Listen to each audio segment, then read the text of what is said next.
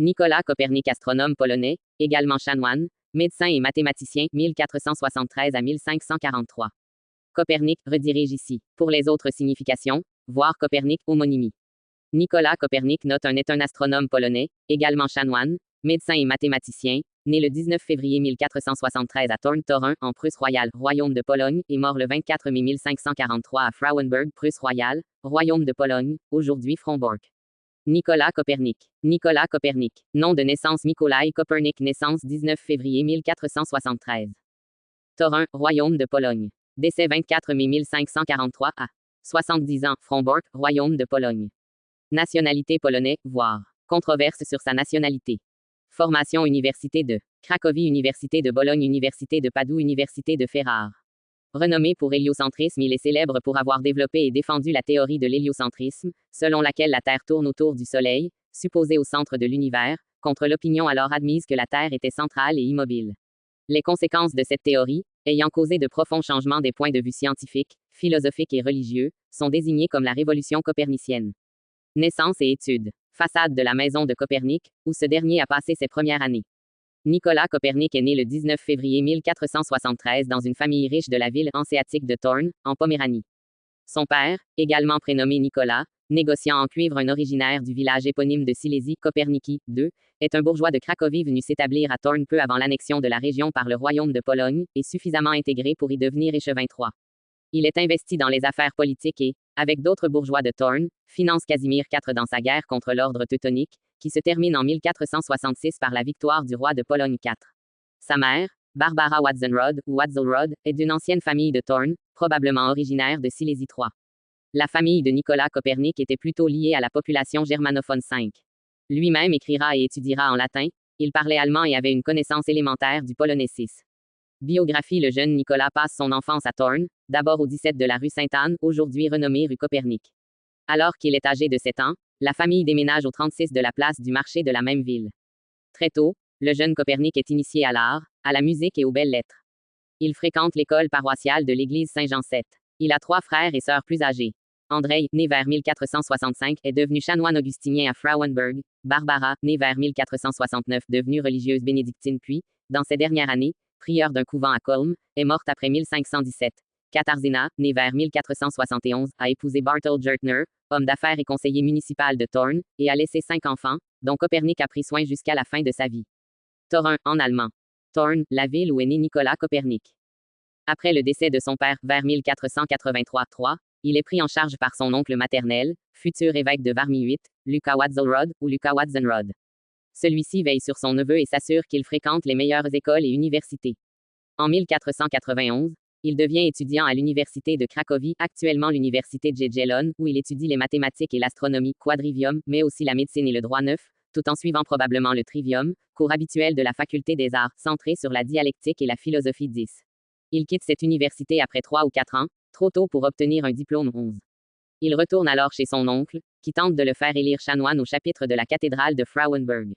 Sans attendre la confirmation de son élection, en 1497-12, il se rend en 1496 en Italie où il étudie à l'université de Bologne le droit canonique puis le droit civil 13, mais aussi la médecine et la philosophie. Il y apprend le grec, qui lui servira grandement pour étudier les sources de la science antique 14,15. À Bologne, il loge chez l'astronome Domenico Maria Novara, qui est l'un des premiers à remettre en cause l'autorité de Ptolémée. Selon Rheticus, il fut moins le disciple que l'assistant et le témoin des observations du très savant Dominicus Maria, 16. C'est ainsi que Copernic fit la première observation dont nous ayons connaissance de l'occultation de l'étoile Aldébaran par la Lune, le 9 mars 1497-17. En 1500, il donne, d'après Rheticus 16, une conférence sur l'astronomie à Rome, et y observe une éclipse partielle de Lune. Le chanoine Copernic se rend l'année suivante au chapitre de la cathédrale de Frauenburg, où on lui accorde une absence supplémentaire de 2 ans pour étudier la médecine. Il poursuit donc ses études en médecine et droit à l'université de Padoue, réputée pour son enseignement de médecine. Mais c'est à fait rare, le 31 mai 1503, qu'il obtient le titre de docteur en droit canon. Le doctorat de médecine aurait nécessité 3 années d'études 18. À la fin de ses études, en 1503, il quitte définitivement l'Italie et réintègre son diocèse. Humaniste aux activités multiples, et astronome révolutionnaire. À son retour en Pologne, Copernic se loge auprès de son oncle dans le palais épiscopal de Hillsburg, Lidzbark-Warminski. Il assiste l'évêque dans l'administration du diocèse qui disposait d'une autonomie politique vis-à-vis du roi de Pologne et devient également son médecin personnel.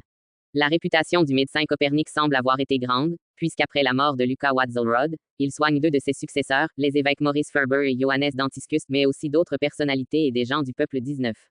Nicolas Copernic tenant un muguet, attribut du médecin. En bon humaniste, Copernic s'essaie aussi à la traduction du grec. Son premier livre, imprimé en 1509, est une traduction latine de lettres grecques dont l'auteur est un Byzantin du VIe siècle, Théophylacte Simokata note 2. Copernic devient ainsi le premier Polonais à publier en Pologne une traduction d'un auteur grec 20.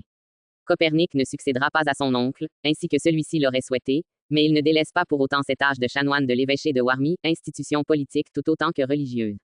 Ainsi, il occupe à plusieurs reprises le poste important d'administrateur des biens du chapitre à Holstein-Hallenstein. L'invasion de la Warmie par les chevaliers teutoniques en 1520 l'amène même à devenir commandant militaire d'Holstein jusqu'à la fin des hostilités 21,22. C'est encore à Holstein qu'il compose un essai sur la frappe de la monnaie, à l'occasion de la crise monétaire qui touche son pays note 3, l'économie étant l'activité qui l'intéressait le plus en dehors de l'astronomie 23. Tout au long de ces années, et probablement dès son retour d'Italie, Copernic continue ses recherches en astronomie, et réalise quelques observations des astres note 4 depuis la tour de la cathédrale de Frauenburg, qu'il a fait aménager pour cela et où il vécut la plus grande partie de sa vie. Il se convainc rapidement de la nécessité d'abandonner le modèle d'univers de Ptolémée au profit d'un système héliocentrique. C'est ainsi qu'il écrit, dès les années 1511 à 1513, de Hypothesibus motuum coelestium à ce Constituti Commentariolus, connu sous le titre de Commentariolus note 5, un court traité qui expose le système héliocentrique 24 et qu'il fait secrètement circuler, sous forme manuscrite, auprès de ses amis. Palais épiscopal de Helsberg, Lidzbark-Warminski, où vécut Copernic. C'est à la même période que Copernic, dont les compétences astronomiques sont visiblement reconnues, est sollicité dans le cadre du 5e concile du Latran sur la réforme du calendrier. Pendant 36 ans, de son propre aveu, Copernic garde sa pensée sans la divulguer. C'est probablement bien plus par rigueur scientifique que par conscience des dangers d'une telle publication. Car Copernic, en se livrant aux observations et aux calculs qui doivent confirmer son système, rencontre des difficultés insurmontables. Comme tous ses prédécesseurs, il pense que les planètes ont un mouvement circulaire uniforme, alors qu'il est en réalité légèrement elliptique. C'est Kepler qui fera cette découverte près d'un siècle plus tard, 1609, en étudiant le système de Copernic. En attendant, ce dernier ne parvint jamais à concilier parfaitement ses observations avec ses calculs basés sur l'idée du mouvement circulaire. Autre difficulté rencontrée, le ciel brumeux de la Vistule empêche souvent l'astronome de mener ses observations et il se trouve ainsi dans la nécessité d'exploiter les matériaux douteux accumulés depuis Ptolémée en leur accordant une confiance absolue. Copernic passe alors de longues années à gâter la simplicité de son système en l'emplissant d'épicycles et d'excentriques, et ce jusqu'au découragement 25. Les disciples de Copernic, dont Rheticus, sont moins soucieux des précisions de détail et restent éblouis par les nobles lignes du système de Copernic. L'enthousiasme des savants ne permet plus à la réalité de se perdre. Le manuscrit du De Revolutionibus Orbium Coelestium, des révolutions des sphères célestes, est achevé vers 1530. En 1533, l'hypothèse héliocentrique de Copernic s'est déjà répandue jusqu'au pape Clément VII, et plusieurs prélats pressent Copernic de la publier. Vers 1540 circulent peut-être déjà des copies, du moins Georg Joachim Rheticus en publie à cette date à Danzig une analyse qui connaît un grand succès 25. Mais ce n'est qu'en 1543 que l'ouvrage immortel paraît enfin chez un imprimeur luthérien de Nuremberg, au moment même de la mort de son auteur. On rapporte que Copernic eut l'occasion d'en manier un exemplaire dans les heures de son agonie 25. Bien que chanoine, de son vivant Copernic ne fut jamais inquiété pour ses théories par les autorités ecclésiastiques, et il dédia son livre au pape Paul III. Mais en 1616, avec la censure de la thèse de Galilée, le De Revolutionibus Orbium Coelestium est finalement mis à l'index des livres interdits par l'Église catholique, il le sera jusqu'en 1835, jusqu'à correction. Ces corrections, au nombre de 10, sont annoncées en 1620. Elles concernent les passages qui affirment la réalité du modèle héliocentrique 26. Chaque possesseur de l'ouvrage devait effacer les passages interdits ou les réécrire suivant des instructions précises. De fait, ces corrections furent réalisées en Italie, à peu près 2/3 des exemplaires qui nous sont parvenus, mais pas dans le reste de l'Europe 26. Système et théorie de Copernic. Le système héliocentrique de Copernic, de Revolutionibus Orbium Coelestium. Copernic propose une rupture radicale dans l'organisation du cosmos jusque-là établie. Les systèmes du monde admis à son époque avaient un point commun, leur géocentrisme. La Terre était immobile au centre de l'univers, tous les astres tournant autour. Au contraire 27, Copernic place le Soleil au centre de l'univers, la Terre devenant une planète tournant autour de ce point fixe, c'est l'héliocentrisme. Motivation. Pour justifier cette remise en cause totale, Copernic met en exergue les défaillances des systèmes astronomiques existants 28. Tout d'abord, leur multiplicité, d'Eudoxe à Ptolémée en passant par les nombreux aménagements opérés aux théories de ce dernier par les astronomes qui lui ont succédé. Ensuite, leur incapacité à décrire avec précision les phénomènes observés note 6. Enfin, le manque d'ordre et d'harmonie dans ces systèmes extrêmement complexes note 7. Concernant la théorie de Ptolémée, il ajoute une sévère critique de l'astucieuse invention de ce dernier, Lécan note 8, qui viole le principe de l'uniformité des mouvements circulaires par rapport à leur centre, ce qui la rend irréaliste aux yeux de Copernic. Il propose en réponse à ces insuffisances un système reposant sur quelques axiomes révolutionnaires présentés dès le Commentariolus 29 et étayés par une démonstration mathématique minutieuse exposée dans le De Revolutionibus. Mais dans son étude du ciel, Copernic dut faire face à plusieurs problèmes qui divisent les astronomes. Il y a l'idée persistante, proposée pour la première fois par Aristote 384 à 322 AV. J.C. que les planètes se déplacent de manière uniforme dans un milieu indéfini de sphères invisibles, toujours à des distances fixes d'un point central, la Terre. Cela signifie que l'univers doit être constitué d'une série de sphères concentriques. Malheureusement, cette théorie ne correspondait pas à l'expérience vécue en observant une variation de la luminosité des planètes dans le ciel nocturne 30. Axiome du système héliocentrique. Ayant disposé le Soleil au centre de l'univers, il dote donc la Terre de deux mouvements principaux. Sa rotation, la Terre tourne sur elle-même et fait un tour sur son axe en une journée, explique dans un premier temps le mouvement diurne de la sphère céleste en un jour, la sphère des étoiles demeurant immobile. Sa révolution annuelle autour du Soleil fait de la Terre une planète, toutes les planètes tournant autour du Soleil. La Terre n'est plus que le centre des mouvements de la Lune. Pour Copernic, le mouvement de la Terre seul suffit donc à expliquer un nombre considérable d'irrégularités apparentes dans le ciel 31, notamment le mouvement rétrograde des planètes, phénomène qui n'était expliqué qu'à grand-peine par les systèmes géocentriques. Pour justifier que l'on ne perçoive pas les effets de la révolution annuelle de la Terre par un effet de parallaxe sur les étoiles, Copernic postule enfin que la sphère des étoiles se situe à une distance considérable, bien plus importante que ce que l'on imaginait jusqu'alors note 9. Les autres planètes tournent aussi autour du Soleil, en des durées d'autant plus longues qu'elles sont éloignées du Soleil. D'où le terme héliocentrique pour qualifier ce modèle. Les irrégularités, rétrogradation, des planètes s'expliquent facilement comme effet de perspective dû au mouvement de l'observateur terrestre. Comme Vénus est en mouvement sur une orbite inférieure à celle de la Terre, on comprend que vu de la Terre, Vénus n'est jamais très écartée du Soleil. Il en est de même pour Mercure. Outre qu'il explique assez bien tout ce qui est observé à l'œil nu, Copernic avance quelques arguments en faveur de son modèle. Le Soleil a une place primordiale. La beauté de l'astre et son importance comme source de lumière et de vie méritent en effet la place centrale. Il est plus rationnel de faire tourner la Terre qu'un corps immensément grand comme l'est la sphère porteuse des étoiles. Ce modèle héliocentrique est simple et logique. Plus l'astre est éloigné du Soleil, plus son mouvement est lent, pour se terminer par la voûte céleste qui, elle, est fixe. En réalité, Copernic n'a aucun argument basé sur des observations astronomiques nouvelles. Il explique autrement ce que le monde gréco-romain avait déjà essayé d'expliquer par le modèle géocentrique 32. Avantage du système copernicien. Pour son auteur, la grande force de ce système héliocentrique est qu'il introduit ordre et harmonie dans le cosmos note 10. Il y a en particulier une corrélation logique entre les distances des planètes au centre du système et leur période de révolution. En effet, plus l'orbite d'une planète est grande, plus il lui faudra de temps pour faire une révolution complète autour du Soleil, ce qui n'était pas le cas pour Mercure et Vénus dans le système de Ptolémée, ces deux planètes ayant la même période de révolution que le Soleil. Copernic n'a plus besoin des monstrueux épicycles 33 des planètes que Ptolémée avait introduits pour expliquer leur rétrogradation. Il élimine également l'incroyable coïncidence qui donnait par exemple à Mars, Jupiter et Saturne la même période d'un an sur ces épicycles de taille pourtant inégale. Sa théorie explique en outre pourquoi les planètes internes, Vénus et Mercure, ne s'écartent jamais beaucoup du Soleil et ne se retrouvent jamais en opposition par rapport à lui. Le système de Copernic permet même de mesurer les distances de chaque planète au Soleil, ce qui était impossible dans un système géocentrique 34. C'est ce qui permettra plus tard à Johannes Kepler de calculer les trajectoires de ces astres, et d'établir les lois du mouvement dans le système solaire, lois sur lesquelles Isaac Newton s'appuiera pour élaborer sa théorie de la gravité. Univers de Copernic, plus simple et moderne que celui de Ptolémée. Malgré la modernité révolutionnaire de son système, Copernic conserve certains éléments archaïques des anciens systèmes du monde. Ainsi l'idée aristotélicienne, pourtant abandonnée par Ptolémée et même probablement déjà par Hipparque des sphères solides note 11, ou encore la sphère des fixes, contenant les étoiles et marquant la limite d'un univers fini 35. On oppose souvent la complexité du système de Ptolémée et de leurs dérivés à la simplicité du système de Copernic.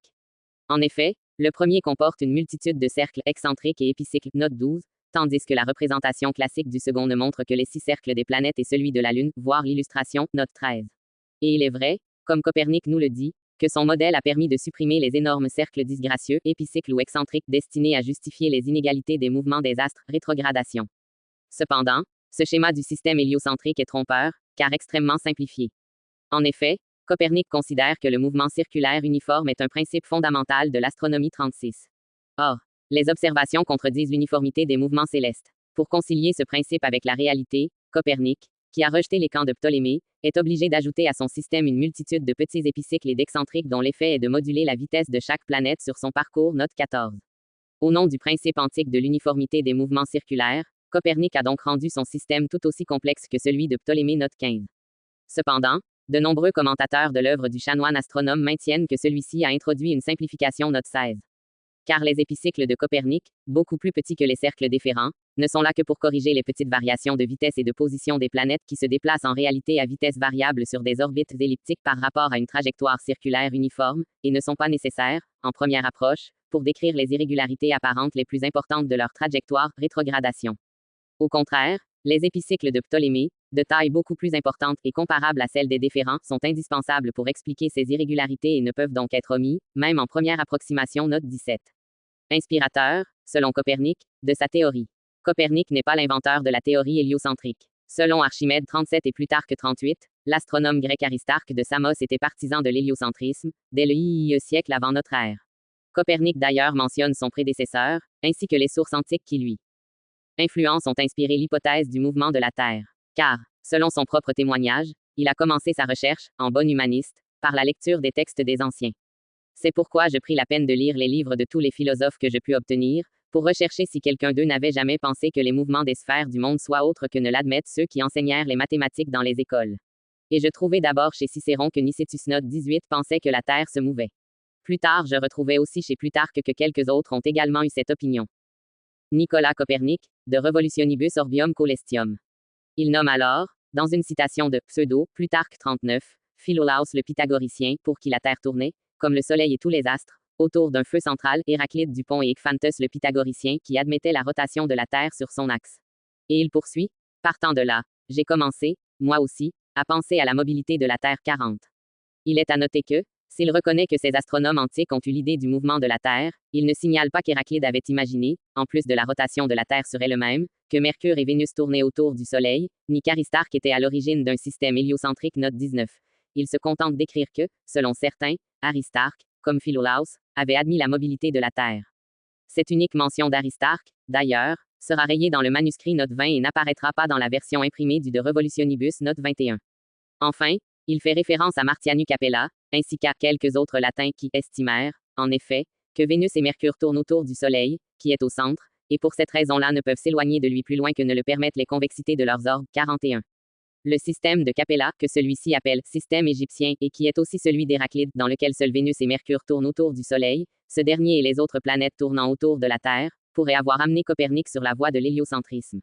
Représentation par Valentin Naboth, en 1576. Du modèle géocentrique classique, à gauche, du modèle héliocentrique transmis par Martianu Capella, au centre, et du modèle héliocentrique de Copernic. Influence possible ou probable. En plus des influences grecques qu'il revendique, Copernic a peut-être été influencé par des astronomes arabes et perses du Moyen Âge. Il n'en fait pas mention dans son œuvre. Note 22, mais certains modèles mathématiques utilisés pour décrire le mouvement des astres sont identiques à ceux établis par les astronomes de l'école de Maraga au XIIe et XIVe siècle. Ainsi, il utilise pour décomposer un mouvement linéaire en mouvement circulaire la même méthode que l'astronome perse Nasir al-Din al-Tusi. Note 23. De même, son modèle du mouvement de la Lune est pratiquement identique à celui d'Ibn al-Shatir 42, qui a en outre développé au XIVe siècle des théories planétaires proches de celles décrites par Copernic. Note 24. Copernic a-t-il eu connaissance des textes de l'école de Maraga? Nous l'ignorons. Note 25, mais nous ne pouvons qu'être frappés par ces similitudes. Note 26. Ce qui est intéressant, c'est que certains astronomes du monde musulman ont évoqué contre Ptolémée la possibilité d'un mouvement de la Terre, suivant en cela les Grecs et Latins que nous avons cités. Ainsi, la rotation de la Terre sur elle-même a été discutée dès le X siècle, en particulier par Al-Biruni 43, qui l'a finalement rejetée pour les mêmes raisons qu'Aristote et Ptolémée. Plus tard, des astronomes de Maraga, parmi lesquels Ibn al-Shatir, ont poursuivi et approfondi cette réflexion. Note 27. En Europe également, le système de Ptolémée et la physique d'Aristote ont été contestés par des philosophes et des astronomes connus de Copernic, et qui ont pu l'amener sur la voie de l'héliocentrisme.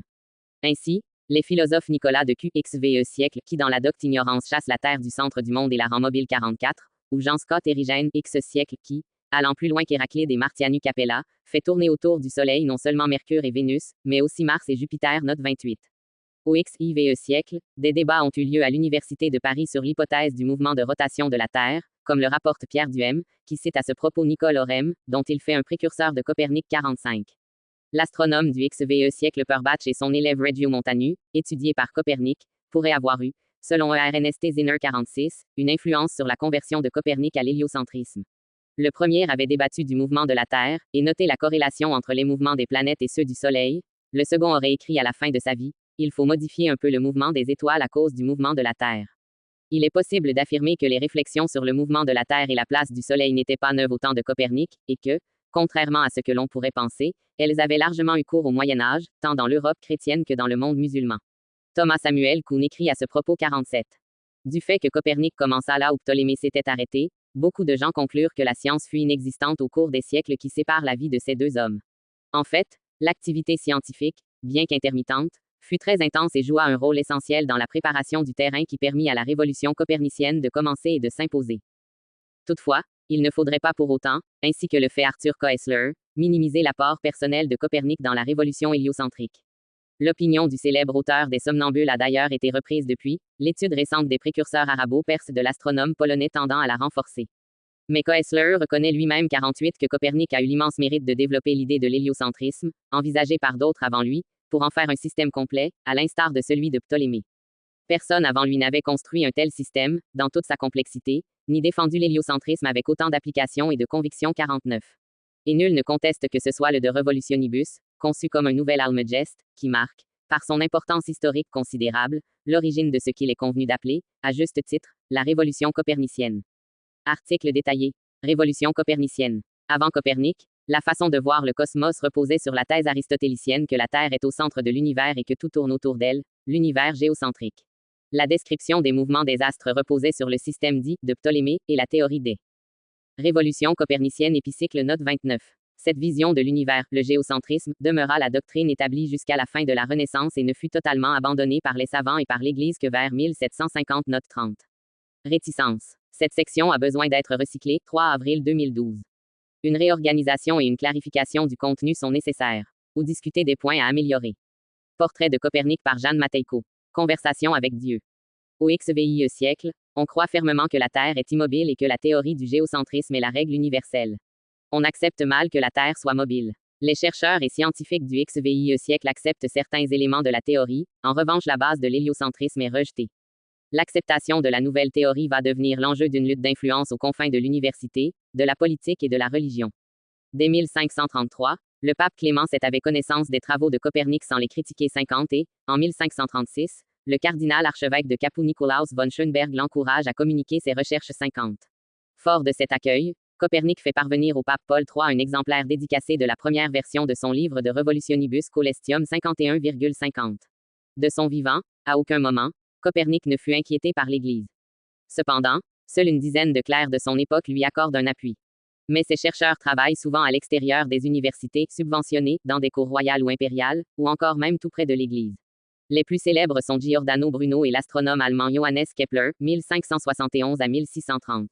En 1582, lors de la grande réforme du calendrier par le pape Grégoire XIII, les travaux de Copernic sur l'héliocentrisme furent utilisés. Ce n'est qu'après qu'une féroce bataille d'universitaires va déclencher la polémique qui aboutira à la condamnation des travaux de Copernic, malgré des efforts pour tenter de trouver un compromis. Près de 100 ans après la parution du livre des révolutions des sphères célestes, réticence et hésitation existent toujours. Si certains philosophes jésuites sont profondément convaincus, certains sont même disciples de Copernic, d'autres préfèrent le système de Tycho Brahe. L'astronome danois Tycho Brahe soutient une théorie qui garde la Terre immobile mais prétend que toutes les autres planètes tournent autour du Soleil pendant que celui-ci tourne autour de la Terre, ce qui, sur le strict plan mathématique, est équivalent au système de Copernic 52. Galilée défend les travaux de Copernic et mène une féroce guerre d'influence contre ses collègues universitaires italiens qui montent contre lui les dominicains. Galilée est l'ami du pape et ne peut être directement attaqué. Ses adversaires vont donc s'attacher à mettre à l'index les travaux de Copernic qui est sa référence. Le pape refuse de déclarer Copernic hérétique mais ne peut empêcher de faire condamner ce qui pourrait déborder sur la théologie. Le système de Copernic sera finalement condamné en 1616-53. Galilée reste un fervent défenseur de la théorie copernicienne et son attitude aboutit au fameux procès de 1633 où il est condamné par un tribunal ecclésiastique. Dès 1664, les auteurs coperniciens sont retirés de l'index, mais il faut attendre la fin du XVIe siècle pour voir se réconcilier la plupart des savants de l'Europe, grâce à la mise en place de la mécanique céleste d'Isaac Newton. Mis à part l'Angleterre, la France, les Pays-Bas et le Danemark, le reste de l'Europe garde sa position anti-copernicienne pendant encore un siècle. La première preuve scientifique de la rotation de la Terre autour du Soleil fut produite, en 1728, par James Bradley, par l'explication qu'il donna à l'aberration de la lumière, note 31. À partir de 1741 et sous l'influence de Roger Boscovich, le pape Benoît XIV abandonne progressivement le système géocentrique. En 1757, le jésuite obtient que les livres de Copernic et Galilée soient retirés de l'index 53. Galilée est réhabilité en 1784, mais ce n'est qu'en 1822 que l'Église accepte définitivement et complètement l'idée que la Terre tourne autour du Soleil, par un décret approuvé par le pape Pie VII déclarant permise à Rome l'impression et la publication d'ouvrages traitant de la mobilité de la Terre et de l'immobilité du ciel selon l'opinion commune des astronomes modernes 54. Cette nouvelle théorie du monde était loin de faire l'unanimité. Elle heurtait le sens commun des populations et allait, chez les érudits, à l'encontre d'une tradition de pensée vieille de plus de 2000 ans. Son influence. Monument en l'honneur de Mikołaj Kopernik de Bertel Thorvaldsen à Varsovie. Buste, 1807, de Copernic, dans le Walhalla à Donaustauf, Allemagne, réalisé par Shadow. Copernic a retardé de plusieurs années la parution de l'œuvre de sa vie. Ses croyances et la peur de la réaction de l'Église et de Wittenberg en sont les principales raisons. Ce texte ne sera publié que le jour de sa mort. Il n'oublia pas une dédicace au pape Paul III dans son œuvre rédigée en latin où il revendiqua le droit à la liberté d'expression. Copernic sut libérer les scientifiques et chercheurs de leurs préjugés, le système cosmologique d'Aristote et de Ptolémée était longtemps resté la référence. Il amena aussi par la suite les théologiens à s'interroger sur l'interprétation des textes sacrés. Il fallut attendre le Xe siècle pour que les théologiens reprennent une certaine distance vis-à-vis de l'interprétation trop littérale des textes sacrés, ce qui nécessita tout de même un renouvellement des études bibliques, exégèse et herméneutique. L'influence de Copernic se fit sentir jusque dans le domaine philosophique. Descartes, qui avait rédigé un traité du monde et de la lumière, fut étonné de la décision de l'Inquisition lorsqu'il apprit la condamnation de Galilée, pro-copernicien, en 1633. C'est la raison pour laquelle Descartes s'orienta vers la philosophie et rédigea le fameux discours de la méthode et quelques autres ouvrages philosophiques qui constituaient un projet de recherche d'une science universelle. Ce n'est pas sans raison que l'on parle de révolution copernicienne, car l'influence du système de Copernic se fit sentir profondément dans tous les domaines de la connaissance humaine. Les conceptions de contemporains de Copernic étaient les suivantes. La Terre ne peut être mise sur le même pied qu'une planète. Par comparaison avec la Terre, les astres du ciel sont d'une nature fondamentalement différente. Ils ne sont pas soumis aux mêmes lois que les objets terrestres que l'homme peut approcher, au point qu'il est illusoire de réunir la Terre et le ciel sous une même science. Aucun objet visible à l'œil nu ne tourne autour d'un autre astre. Au contraire, tous semblent bien tourner autour de la Terre. La Terre est beaucoup trop massive pour tourner sur elle-même sans l'intervention d'une force gigantesque et permanente. Si la Terre tournait, un objet en chute libre ne pourrait pas tomber verticalement, mais retomberait à l'ouest de son point de chute. De plus, il devrait y avoir constamment un vent d'est 55. Selon Konrad Rodnicki, la nationalité de Copernic a été objet de controverse à partir de la seconde moitié du Xe siècle, lors de la montée des nationalismes, car son père était polonais et sa mère allemande, qu'il est né en territoire polonais mais dans une ville hanséatique à population majoritairement allemande. Pourtant Luther disait qu'en son temps il était considéré comme polonais, au moins par les Allemands 56. Il est généralement reconnu comme polonais 57. Mais en 1496, il s'était inscrit dans la Neschio allemande pour étudier le droit canon à l'université de Bologne 58. Selon l'épistémologue Simon Mazorik, il est né dans une famille germanophone, ce qui explique que Copernic ait été fréquemment désigné, au moins jusqu'au Xe siècle, comme astronome allemand 59. Le lieu exact de l'inhumation de Copernic est longtemps demeuré inconnu, mais en 2005 des ossements sont retrouvés dans la cathédrale de Frombork, Pologne, près de l'hôtel dont il avait la charge. Le 20 novembre 2008, des chercheurs de l'Institut médico-légal de Cracovie et de l'Université d'Uppsala confirment que le crâne et le fémur retrouvés sont ceux de Copernic, grâce à deux. Controverse sur sa nationalité. Enquête sur sa tombe cheveux trouvée dans un exemplaire, conservé en Suède 60, du Calendarium Romanum Magnum de Johannes Stoeffler dont Copernic s'est servi toute sa vie 61,62. Le 22 mai 2010, lendemain du 467e anniversaire de sa mort, Copernic, dont les restes sont identifiés, est enterré à nouveau dans la cathédrale de Frombork, dans le nord de la Pologne. Lors de la cérémonie religieuse, le cercueil de Copernic est à nouveau enfoui sous le sol de la cathédrale construite au XIVe siècle, au pied d'une tombe neuve en granit noir frappée d'une représentation d'un modèle du système solaire. Dans son discours, l'archevêque Joseph Zichinski déplore les excès de zèle des défenseurs autoproclamés de l'Église. Il rappelle la condamnation en 1616 par le pape Paul V de l'œuvre de l'astronome, considérée à l'époque contraire aux Écritures 63. L'article Copernicus recense les articles de Wikipédia dont la dénomination est liée à Nicolas Copernic. L'Observatoire Copernic dans la province de Namur, près de Dinan, en 2020. Statue de Copernic, à proximité du stade olympique de Montréal. Copernic est un cratère d'impact lunaire. L'astéroïde 1322, Copernic a été nommé en son honneur. Copernicus est une des appellations allemandes 64. Le copernicium est un élément chimique, de symbole Cn et de numéro atomique 112. La rue Copernic est une voie du 16e arrondissement de Paris.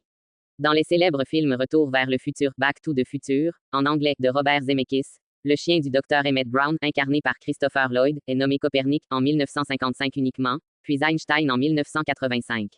Au siège de l'Agence nationale de sécurité sanitaire de l'alimentation, de l'environnement et du travail, ANS, situé à Maisons-Alfort, le bâtiment administratif se nomme Copernic.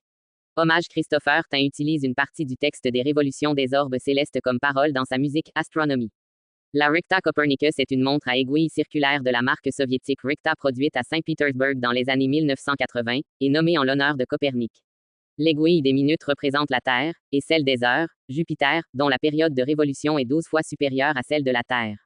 En 1873, à l'occasion du 400e anniversaire de la naissance de Copernic, le peintre Jan Matejko achève son tableau L'astronome Copernic ou Conversation avec Dieu. Édition ancienne. La De Revolutionibus Orbium Coelestium, Amsterdam, Willem Jans Blaeu, 1617. Lire en ligne, https://gutenberg.bec.bec.it/webcli/delivery manager. PID égale 12 727 217. Archives.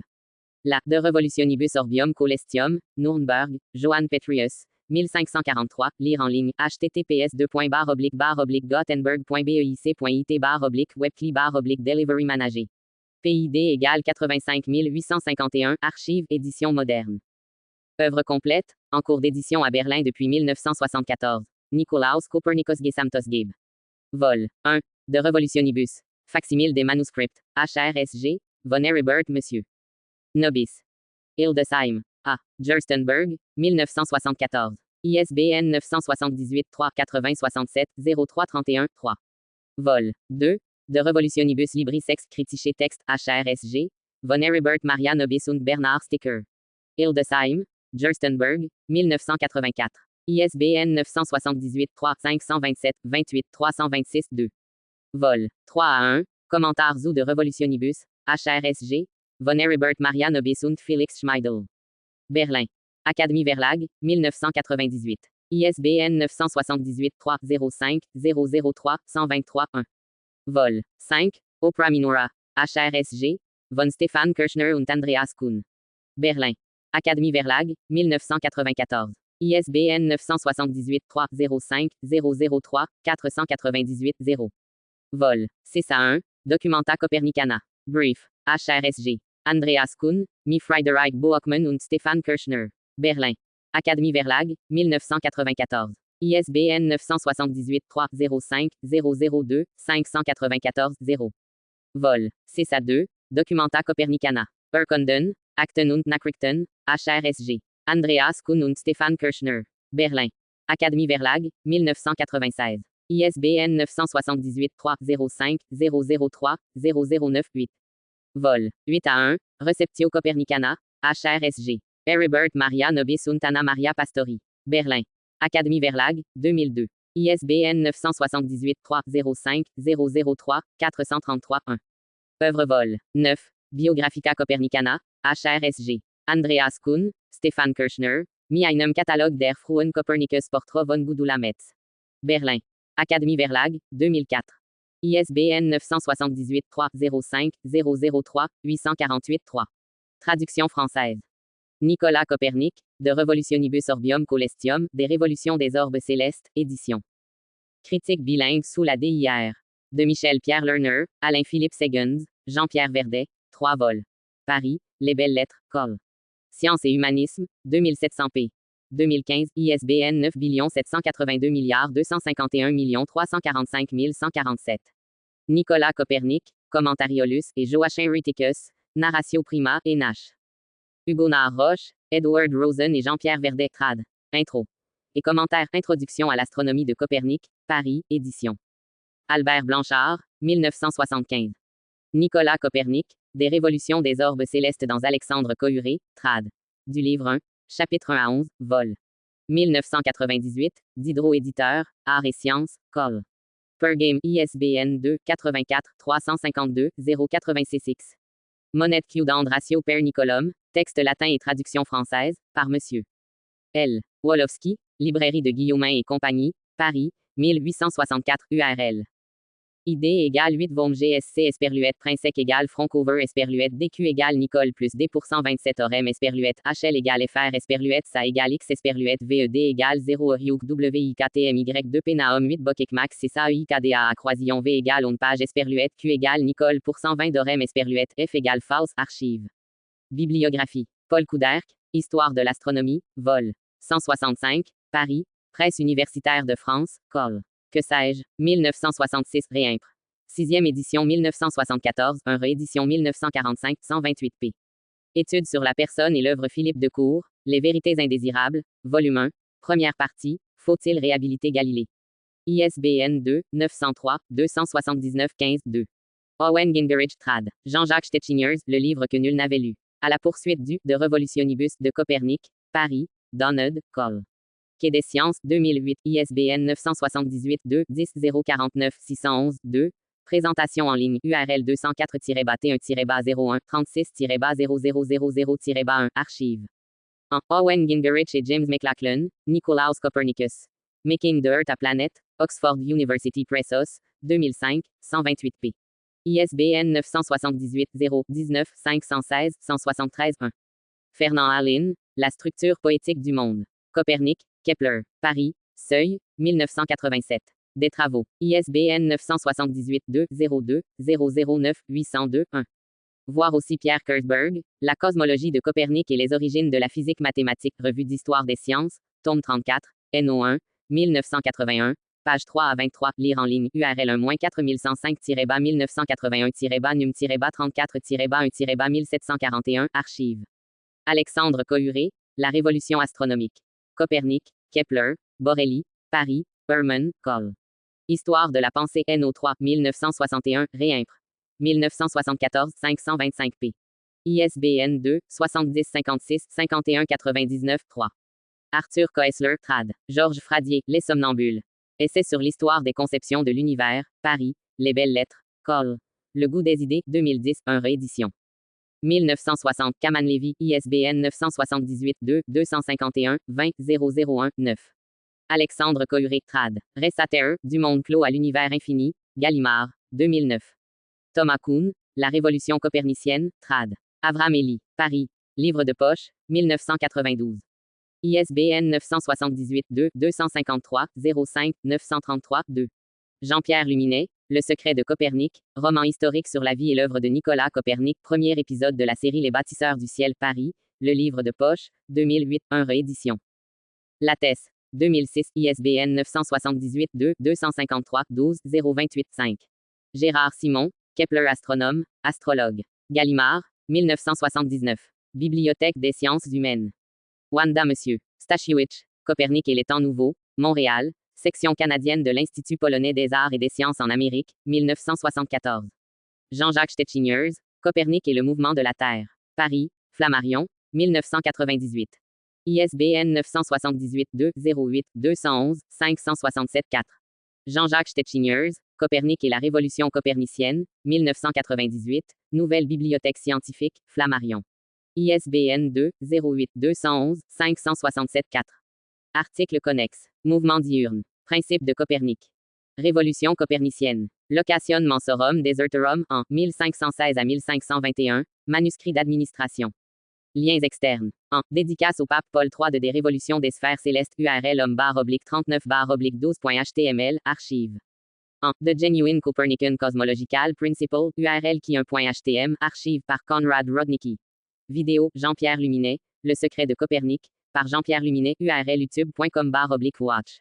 V égale UUSX3EC6GJE Esperluetab archive sur YouTube, 13 août 2021, consultez le mai 2025.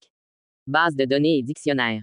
Ressources relatives aux beaux-arts. Biographische Lexikon der Münzmeister, Wardine, Stempelschneide und Medailleur, https://memlo. De 18000, Bridgeman Art Library, https://www.bridgemanimage.fr/fr/search. Filter-text égale Creatorade.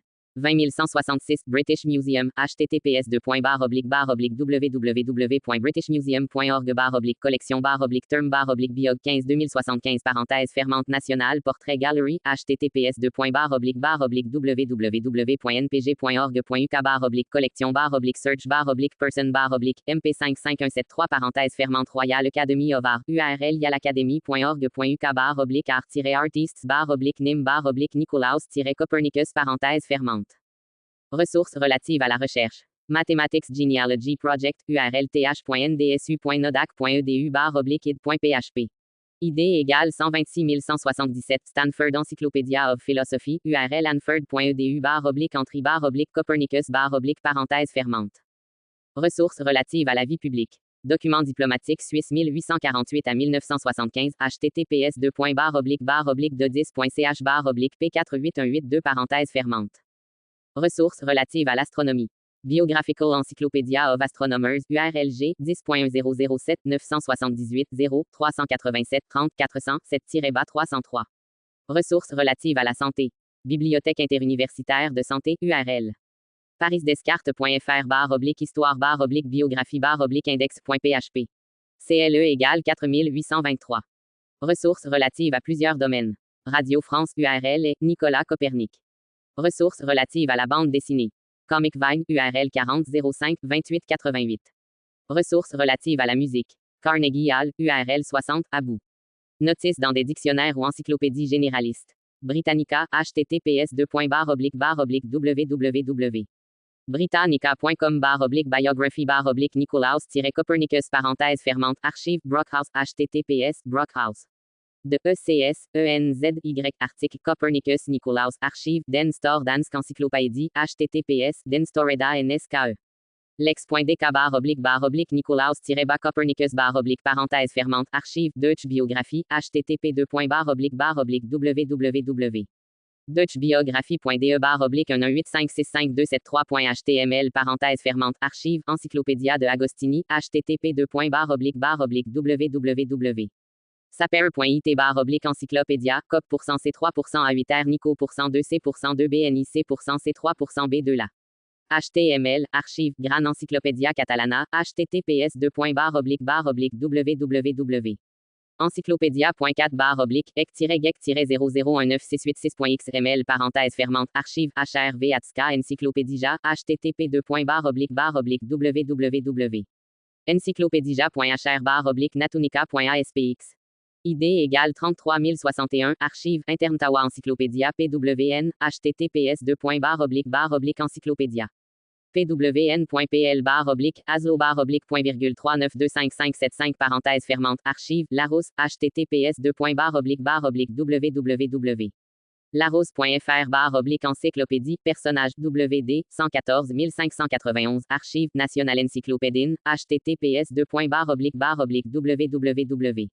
ne.se/obslagsvert encyclopédie Lang Nicolaus Copernicus archive Polski Slonik Biografizny https://www.ipsb.nina.gov.pl/a/biographia/Nicolai-Copernic-Weiss parenthèse fermante archive Prolexis Encyclopédia https://lzmk.hr/32354 parenthèse fermante archive Store Norsk Lexicon URL CUS archive Trekani URL archive Universalis URL archive. Notice d'autorité. VIAF URL ISNI https://isni.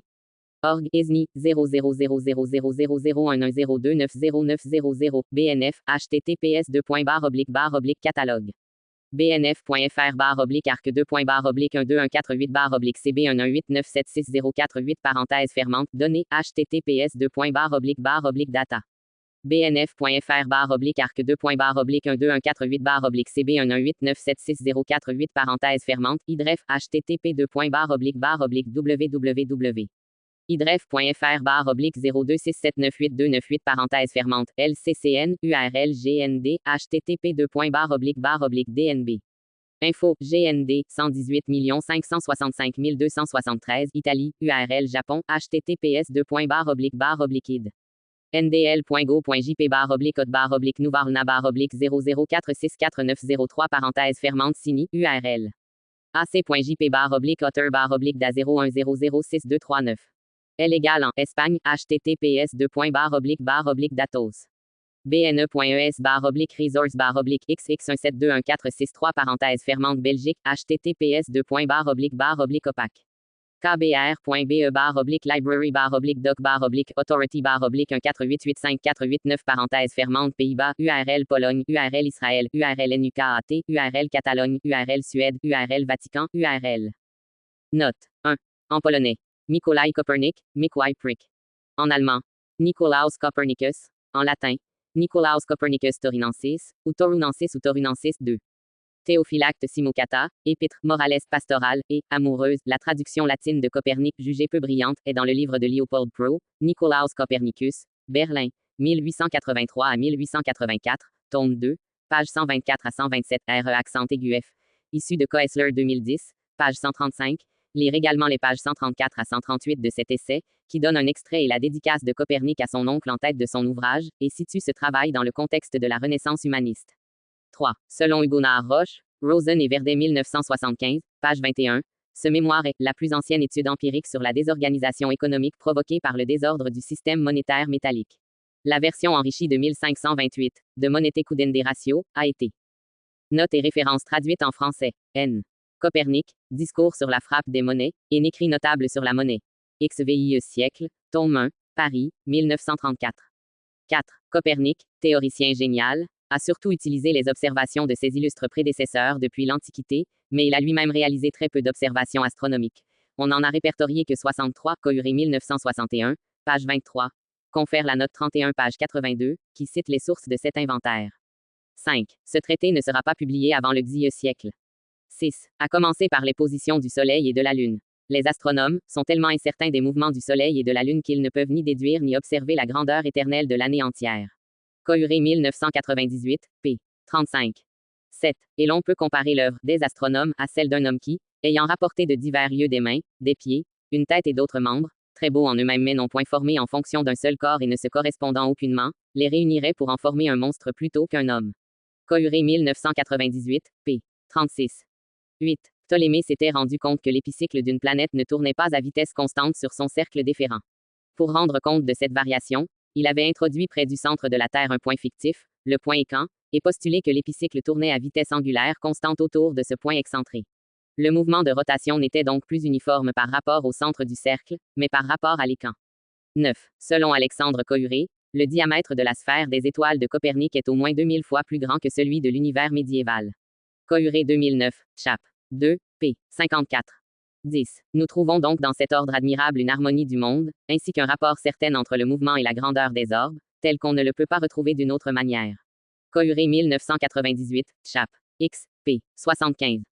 11. Voir par exemple Courret 1961, p. 69. Et autour du Soleil s'élèvent les orbes qui soutiennent et portent les planètes, orbes aussi réels que les sphères cristallines de la cosmologie médiévale.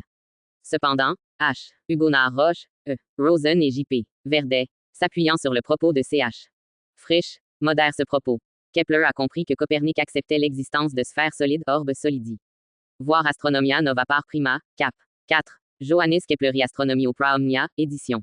Ch. Frisch, Francfort-sur-le-Main, 1858 à 71, 3, 181.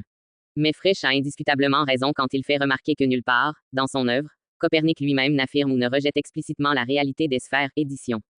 Frisch, 3, 464. Hugonard Roche, Rosen et Verdet 1975, page 40, note 31. 12. Pour se faire une idée de la complexité du système de Ptolémée, voir l'animation proposée sur le site suivant. En Ptolémée, URL, archives sur fsu.edu, consulté le 31 mars 2017.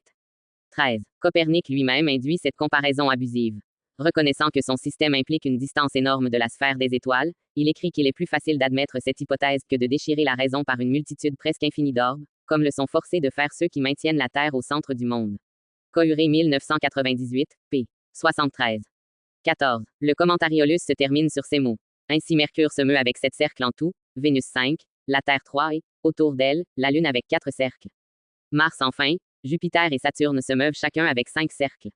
Donc, au total, 34 cercles suffisent pour expliquer tout le système du monde et toute la danse des planètes. Hugonard Roche, Rosen et Verdet 1975, p. 91. Le système finalement adopté dans le De Revolutionibus est encore plus complexe et comporte davantage de cercles. A.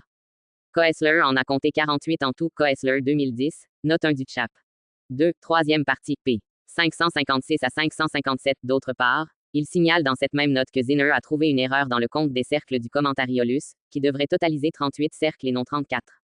15. Pour Alexandre Kouré, le système de Copernic ne permet d'économiser que 6 cercles par rapport à celui de Ptolémée ou de Purbach. Kouré 1998, note 18, p.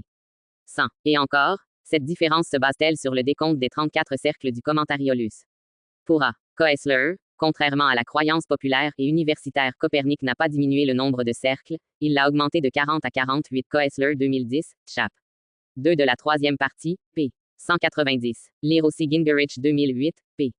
63 à 68, où l'auteur démystifie la légende qui veut que l'on ait progressivement compliqué le système de Ptolémée en lui ajoutant au cours du temps des épicycles d'épicycles, le système de Copernic apparaissant alors par contraste beaucoup plus simple. Owen Gingerich, se basant sur des calculs et sur les tables alphonsines et s'opposant à Edward Rosen, maintient que le système géocentrique était bien plus simple que ce que l'on avait cru, et que le système de Copernic n'a apporté aucune simplification.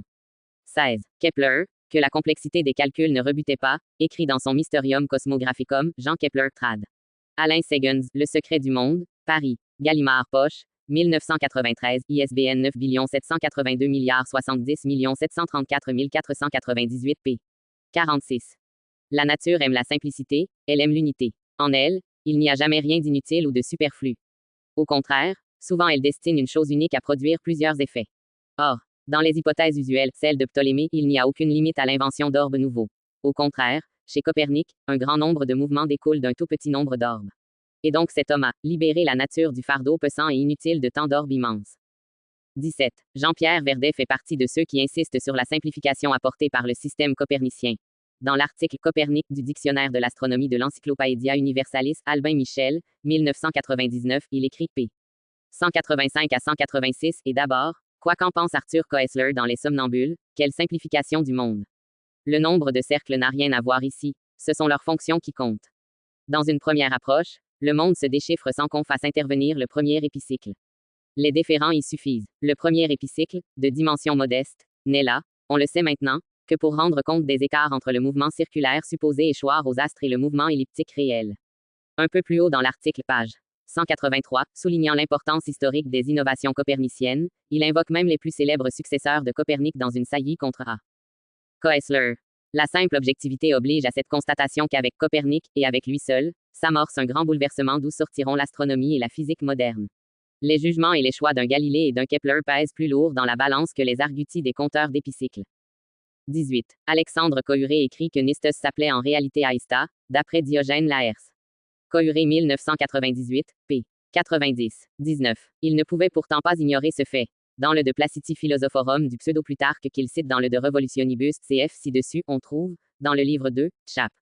24, page 307 texte en ligne, URL lecture /6.htm, archive, Aristarque met le soleil au nombre des étoiles fixes, il fait mouvoir la Terre autour du cercle solaire. 20. Les 3 dernières pages du chap. XI du livre premier sont rayées dans le manuscrit http://www.bj.uj.edu.pl/bijamanu/revel/plist-bae.html parenthèse fermante archive.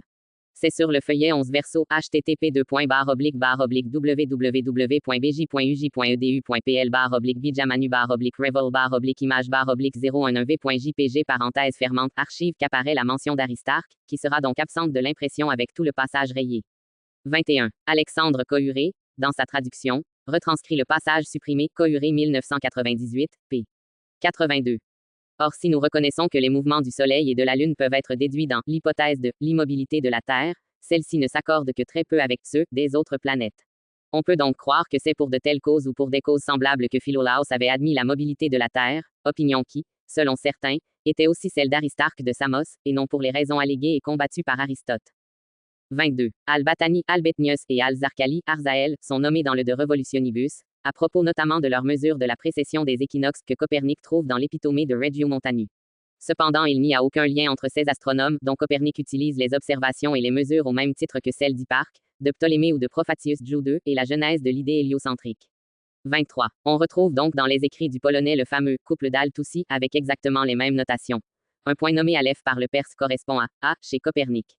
Le lemme d'Alurdi y figure aussi, sans démonstration. Yael Nazé, L'astronomie des anciens, Bellin, Col. Bibliothèque scientifique 2009, ISBN 978-2-7011-49004, page 133. 24. Nazé 2009, page 133 va plus loin. Les modèles auxquels parvient Copernic sont en tout point semblables à ceux d'Al-Shatir, sauf pour les valeurs de quelques paramètres, légèrement modifiés par rapport à ceux du Damascène. Il n'y a véritablement que dans sa dernière étape, amener le Soleil au centre du système, que le Polonais s'écarte des travaux musulmans.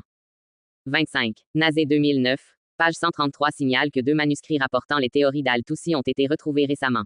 L'un byzantin, amené en Italie après la chute de Constantinople, l'autre en arabe mais annoté en latin par Guillaume Postel. Mais elle ajoute que nous n'avons pas de traces de traduction ou d'annotation de l'œuvre d'Al-Shatir.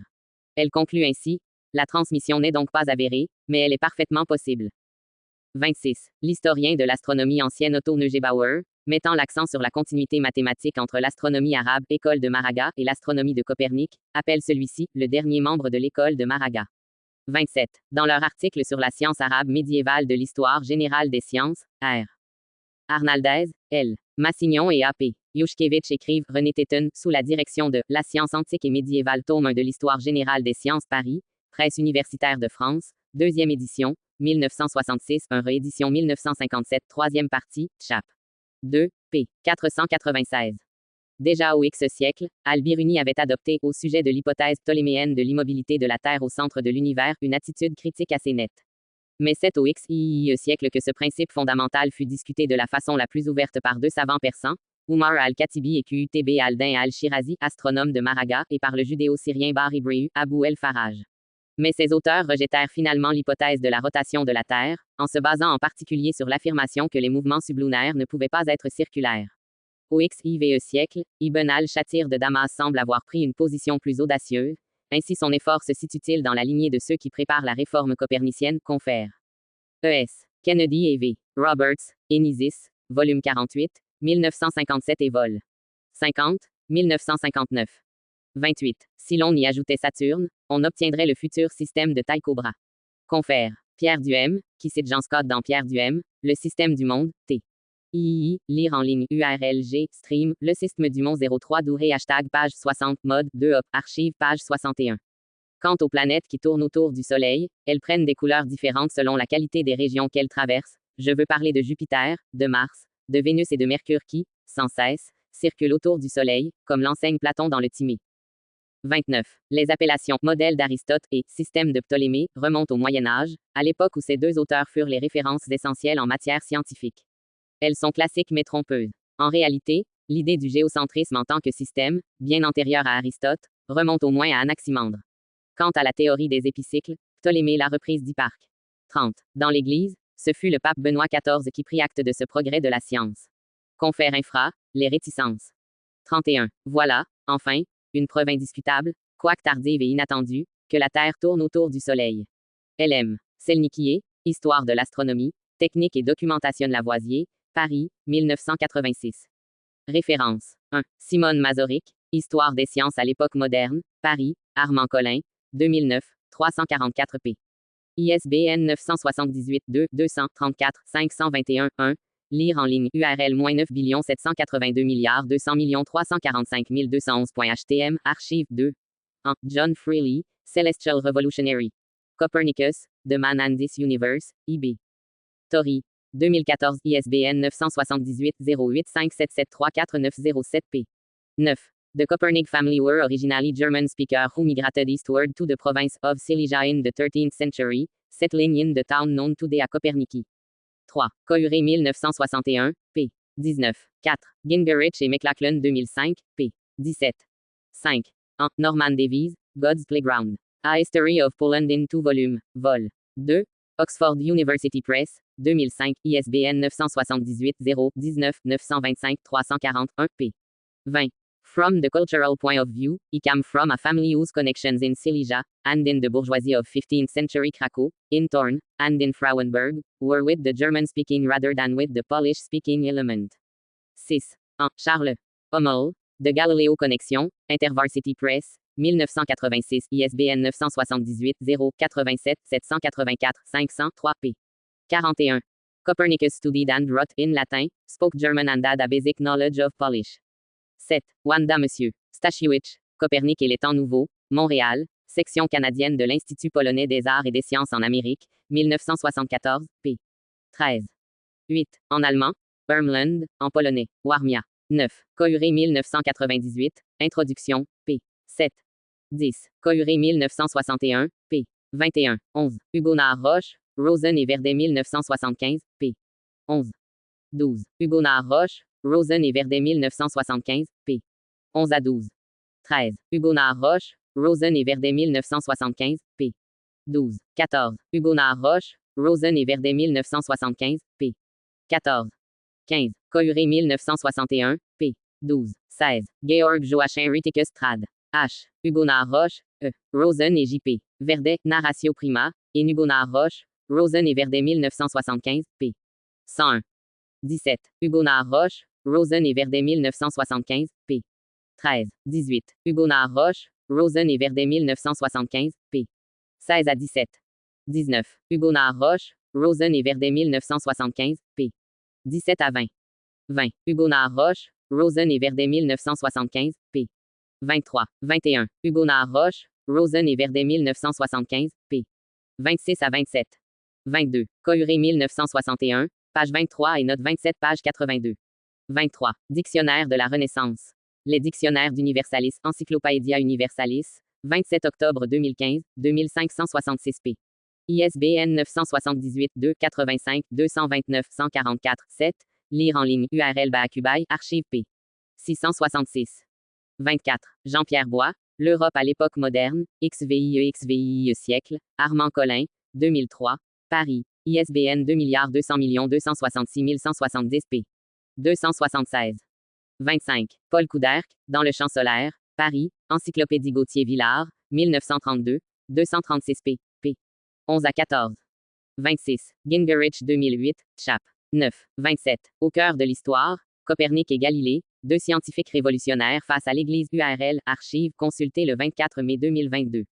28. Kouré 1998, p. 35 à 36. 29. Nicolas Copernic trad. H. Hugonard Roche, E. Rosen et J.P. Verdet, Commentariolus, et Hugonard Roche, Rosen et Verdet 1975, p.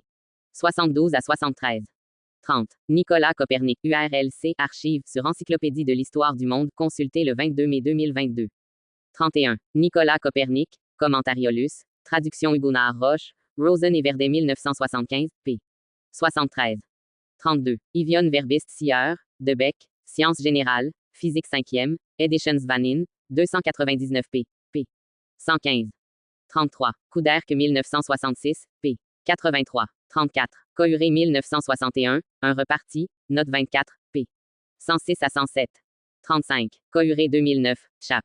2. 36. Confère. Kouré 1998, chap. 4. Que le mouvement des corps célestes est uniforme et circulaire, perpétuel, ou composé de mouvements circulaires p. 50 à 52. 37. Archimède trad. F. Pérard, Larénaire. Œuvre d'Archimède, Paris, François Buisson éditeur, 1807. Lire en ligne URL, archive. D'après ce qui est dit par Aristarque de Samos, le monde serait beaucoup plus grand que nous venons de le dire, car il suppose que les étoiles et le Soleil sont immobiles, que la Terre tourne autour du Soleil comme centre, et que la grandeur de la sphère des étoiles fixe dont le centre est celui du Soleil, est telle que la circonférence du cercle qu'il suppose décrite par la Terre est à la distance des étoiles fixes comme le centre de la sphère est à la surface. 38. Plutarque trad.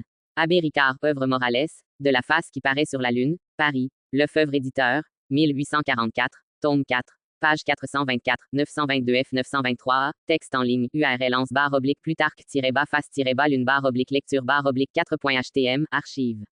Je le veux bien, lui dit Lucius en souriant, à condition seulement que vous n'intenterez pas contre nous une action d'impiété, comme Cléante le Samien voulait que les Grecs en accusassent Aristarque, pour avoir, disait-il, troublé le repos de Vesta et des dieux Lars, protecteurs de l'univers, lorsqu'en raisonnant d'après les apparences, il supposait que le ciel était immobile, que la Terre faisait une révolution oblique le long du zodiaque, et qu'outre cela elle tournait sur son axe. 39. Pseudo-Plutarque trad. Abbé Ricard, œuvre Morales, de Placiti Philosophorum, Les opinions des philosophes Paris, Lefebvre éditeur, 1844, tome 4, livre 3, chap. 13, page 322, texte en ligne, URL /5.htm, archive. Chapitre 13. Du mouvement de la Terre. Tous les autres philosophes croient la Terre immobile. Mais le pythagoricien Philolaüs dit qu'elle se meut autour de la région du feu, en décrivant un cercle oblique, comme le Soleil et la Lune. Héraclite de Pont et le pythagoricien Ecphantos font mouvoir la Terre, non qu'elle passe d'un lieu à un autre, mais elle est comme une roue fixe qui tourne sur son centre, et ce mouvement se fait d'Occident en Orient. 40. Cohuré 1998, préface, p. 37. 41. Cohuré 1998, chap. X, p. 72. 42. Confère. Hugonard, Roche et al. Note complémentaire 3, page 186, où est décrit le mouvement de la Lune du Commentariolus et de la Narratio Prima. Ce modèle du mouvement de la Lune utilisé par Copernic est identique à celui utilisé par Ibn Ash-Shatir, excepté pour les paramètres. Pour la théorie d'Ibn Ash-Shatir, voir Roberts, The Solar and Lunar Theory of Ibn Ash-Shatir. APR Copernician Model, ISIS, 48, p. 428 à 432. Des animations montrant les modèles mathématiques d'Al-Toussi et d'Ibn al-Shatir sont visibles sur ce site URL, archive. 43. Confère. Ahmed Djebar, Une histoire de la science arabe. Entretien avec Jean-Rose Morduc, Col. Point. Science. Seuil. 2001. ISBN 2 02 039 549 5p. 188. Parmi les savants qui se sont intéressés à cette question ou qui l'ont évoquée dans leurs écrits, on peut citer les philosophes Ibn Sina et Fakhr ad-Din ar-Razi, Monsieur 1210, les astronomes Assijzi, Al-Biruni et Al-Hassan al-Murakoshi, sans parler de ceux qui ont participé au débat mais dont les noms ne nous sont pas parvenus. Concernant le plus célèbre, Ahmed Djebar ajoute p. 190, mais Al-Biruni changera d'avis plus tard, rejetant l'idée de la rotation de la Terre après l'avoir admise comme hypothèse. 44. Nicolas de Cusa, De la docte ignorance, Paris, édition de la Ménie, PUF, 1930, livre 2, paragraphes 11 et 12. Donc la Terre, qui ne peut pas être le centre, ne peut pas être privée absolument de mouvement. Il est même nécessaire qu'elle ait un mouvement, donc considère, en pénétrant plus avant encore, qu'à la manière des étoiles qui se meuvent autour de pôles conjecturaux sur la 8e sphère, la Terre, la Lune et les planètes sont comme des étoiles qui se meuvent, à une certaine distance et de façon différente, autour d'un pôle, ce pôle étant, par supposition, à la place où, croit-on, se trouve le centre, donc, la Terre est une étoile noble. Nicolas de Q ajoute un argument repris par Copernic pour justifier que l'on ne sente pas le mouvement de la Terre. Il nous est déjà manifeste que cette Terre se meut en vérité, bien qu'elle ne le paraisse pas, car nous ne saisissons le mouvement que grâce à une comparaison avec un point fixe. 45. Pierre Duhem, un précurseur français de Copernic. Nicole Orem, 1377, In Revue générale des sciences pures et appliquées, 20e année, 1909. Voir également du même auteur. Pierre Duhem, Le système du monde, T. IXURL, Archive Chap. 19, p. 325 à 362. Pour Alexandre Cohuré, cependant, le livre du ciel et du monde d'Orem étant écrit en français, il est peu probable que Copernic l'ait connu. Cohuré 1961, page 110, note 4. 46. ERNST Zinner, Entstehung und Ausbreitung der Kopernikanischen Lehre, Erlangen, 1943, p. 97, 129, 132, 133 et 135. Cette référence ainsi que la thèse de Zinner sont rapportées par Koessler 2010, p. 205 à 207, ainsi que par Cohuré 1961, page 102, note 30. Notons que ces deux auteurs s'opposent totalement à propos de cette thèse. A. Koessler rejoint Zinner, tandis qu'Alexandre Cohuré écrit que Zinner est inspiré, à n'en pas douter, par son désir de germaniser Copernic et de lui trouver à tout prix des précurseurs allemands. Sur l'opinion de Zinner selon laquelle Regiomontanu avait enseigné le mouvement de la Terre et influencé Copernic, via Briancini et Novara, Alexandre Cohuré ajoute: Je doute que quiconque, à moins d'être aveuglé par la passion nationaliste, accepte le raisonnement de M. Zinner. 47. Thomas S. Kuntrad. Avram Elie, La Révolution copernicienne, Paris, Fayard Col. Le phénomène scientifique 1973, chap. 4, p. 115. 48. Koessler 2010, p. 207. L'idée du mouvement de la Terre et la conception du Soleil comme maître véritable du système planétaire appartenaient l'une et l'autre à la tradition antique de la cosmologie, et l'on en parlait beaucoup au temps de Copernic. Et, cependant, le chanoine Copernic fut sans aucun doute le premier à développer ces idées pour en faire un système complet. C'est là son immortel mérite, en dépit des incohérences et des insuffisances du système. Il ne fut pas un penseur original, mais un cristalliseur de la pensée, et les cristalliseurs ont souvent plus de renommée, et plus d'influence sur l'histoire, que les inventeurs d'idées neuves. 49. Cohuré 1961, partie 1, introduction, page 15, prenant le contre-pied d'Arthur Koessler, écrit: Il est très difficile, de nos jours, de comprendre et d'apprécier dans leur grandeur effective, l'effort intellectuel, l'audace et le courage moral représentés par l'œuvre de Copernic. 50. Jean-Baptiste Noé, première partie du dossier Galilée. L'astronomie au XVIe siècle. http://www.jbnoe.fr/premier-partie-du-dossier-galilée archive. 51. Copernic Nicolas, 1473 à 1543, URL-C, archive sur Encyclopédie Universalis. 52. J. L. E. Dreyer, A History of Astronomy from Thal to Kepler, 1906, page 371. Lire en ligne. https://archive.org/details/history of Plinta 00 Draft archive. 53. La condamnation des livres coperniciens, et sa révocation à la lumière de documents inédits des congrégations de l'Index et de l'Inquisition, Pierre-Noël Maillot, URLM, Books. ID égale IE2G1XJWKG8C Esperluette DQ égale Copernic plus Index plus 1616 Esperluette HL égale FR, Archives Université Pontificale Grégorienne, 1997 Google Books. 54. Thomas-Henri Martin, Galilée, Les droits de la science et la méthode des sciences physiques, p. 267. Lire en ligne. URL 267 Esperluette DQ égale Settle plus 1820 plus pour 122 pi plus VI pour 122 plus 1822 plus pour 122 C3 A9L pour C3 A9 man plus D pour 127 optique plus et plus D pour 127 astronomie pour 122 Esperluette source égale BL Esperluette OTS égale VL 8 RLZQ8C Esperluette SIG égale ACFU 3U 0 JZZ 7 UTBFCH Mesoaunt FP3X LMA 2A Esperluette HL égale FR Esperluette SA égale X Esperluette VED égale 2 Request Zuir 6A HW U04 UKCUPSK 6A F6 Bagim Croisillon V égale on page Esperluette Q égale Settle pour 201 820 pour 120,22% pi pour 120 VI pour 122 201 822 pour 120 C3 A9L pour C3 A9 mètres NTS pour 120 d'optique pour 120 et pour 120 d'astronomie pour 122 Esperluette F égale false archive. 55. Yvonne Verbist Sieur, De Beck, Sciences générales, Physique 5e, Editions Vanin, 299p. ISBN 978-2-80-41-96-66-0p. 116. 56. Conrad Rodnicki, The Cosmological Principles, 1995. Extrait en ligne. http southerncrosserview.org/50/Rodnicki 1.htm parenthèse fermante archive note numéro 2 pour la nationalité. Bon résumé de sa théorie par ailleurs. 57. Voir le petit Larousse et le Robert des noms propres. L'Encyclopædia Universalis ajoute que le mouvement des Allemands vers l'Est avait chassé ses aïeux, aux environs de 1275, vers un petit village de Haute-Silésie auquel il doit son nom, Copernic. 58. En Edward Rosen, Copernicus and his Successors, Londres, Hambledon Press, 1995, ISBN 978 1 85 285 071 5p. 127.